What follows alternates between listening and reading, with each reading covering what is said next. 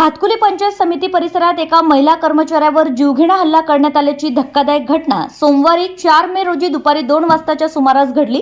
महिला परिचार यांच्यावर एका माथेफिरू इसमाने पंचायत समितीच्या निवासस्थानाजवळ काचेच्या बाटलीने हल्ला करून त्यांना जखमी केलं। पोलिसांनी या प्रकरणी आरोपी मन्नू वैजनाथ कुजू वय वर्ष 28 राहणार जुनाडोह छत्तीसगड याला अटक केली आहे। मिळालेल्या माहितीनुसार महिला कर्मचारी प्रणाली लबडे या कार्यालय परिसरात असलेल्या निवासस्थानातून जेवण करून कार्यालयात जात असताना अचानक माथेफिरू युवकाने काचेची बॉटल घेऊन त्यांच्या डोक्यावर व पोटावर वार करून रक्तबंबाळ केलं।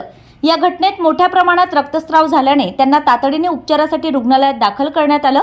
या घटनेमुळे त्या प्रचंड घाबरल्या असून परिसरातील इतर महिला कर्मचारीही भयभीत झाल्या आहेत। दरम्यान प्रहारच्या कार्यकर्त्यांनी या हल्लेखोराला चांगला चोप देऊन पोलिसांच्या स्वाधीन केलाय। या घटनेनंतर लगेच पोलिसांनी पंचनामा करीत माथेफिरू हल्लेखोरास अटक केली आहे। या घटनेनंतर परिसरात भीतीचं वातावरण निर्माण झालं असून संबंधित आरोपीवर कठोर कारवाई करून प्रशासनाने तातडीने सुरक्षा उपाययोजना कराव्यात अशी मागणी कर्मचारी वर्गातून होत आहे। भातकुली पंचायत समिती परिसरात शिक्षण विभागाच्या वतीने सुरक्षा रक्षकाअभावी कर्मचाऱ्यांचीच रात्रपाळी ड्युटी लावली जात आहे। याबाबत कर्मचाऱ्यांनी आक्षेप देखील नोंदविला होता, परंतु याची दखल आजवर घेण्यात आली नाही।